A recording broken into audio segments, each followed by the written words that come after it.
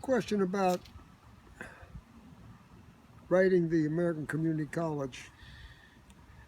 There have been books on community colleges written starting with Leonard V. Coase in 1924 and continuing all the way up through the 30s, 40s, 50s, and into the 60s. They were mostly straight explanations of what a community college, explaining it to people who didn't know what it was. The American Association of Junior Colleges had been formed in 1920, and it sponsored a lot of these studies.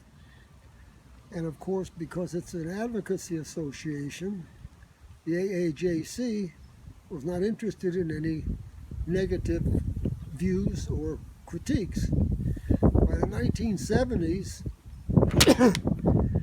the sociologists discovered the junior colleges, and they came out with books like, one was titled Second Best.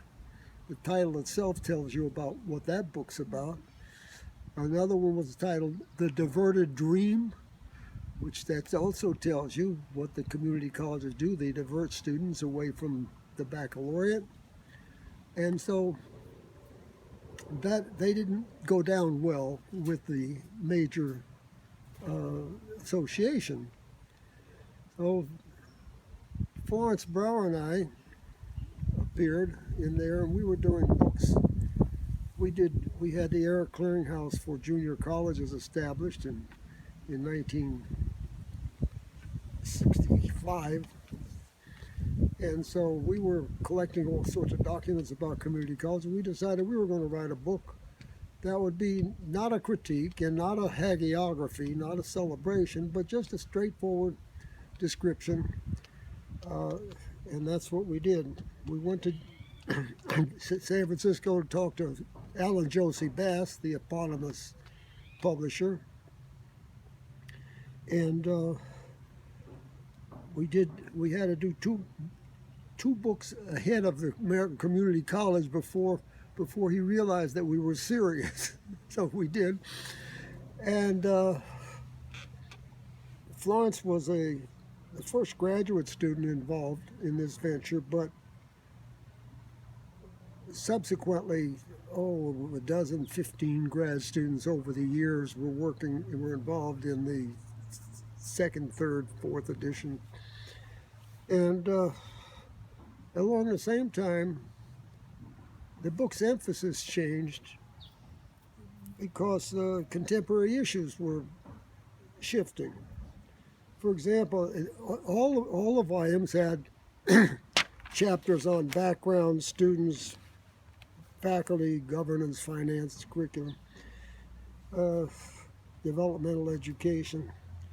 But the newer edition and the newest edition, which involved Carrie Kisker, along with Florence and me, it shifted general education, which had become a sort of a catch-all term for courses that transfer to the university in specific disciplines. And we define that as integrative education, which is a kind of a different view of just disparate courses. We also had scholarship and commentary, talking about research efforts in the community college. And we had a separate section on proprietary schools now, because they had become so prominent. And we made a pitch for measuring student outcomes, because prior to the accrediting associations getting interested in assessing outcome, and even after, outcomes were assessed as how many people get jobs, how many people transfer, how many people drop out, and they measured outcomes on these metrics.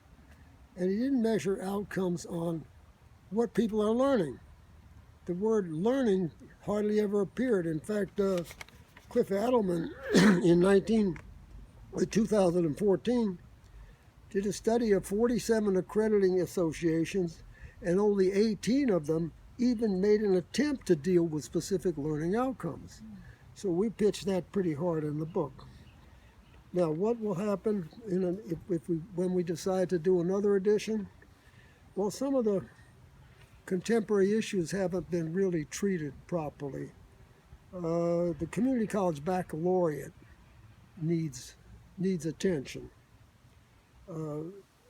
Is one. Another one is the way or the extent to which the community college contributes to its community in a broad sense, not just with individuals getting jobs or transferring, but what does it mean to the community? What would a community look like if the college suddenly just sort of disappeared in a sinkhole? How would this affect the community? So that was another topic. And has integrative education taken hold, or is general education still a set of disparate courses that transfer? And is there more or less valid research going on now on community colleges? And if so, who's doing it and what are they saying? So this is where we are now.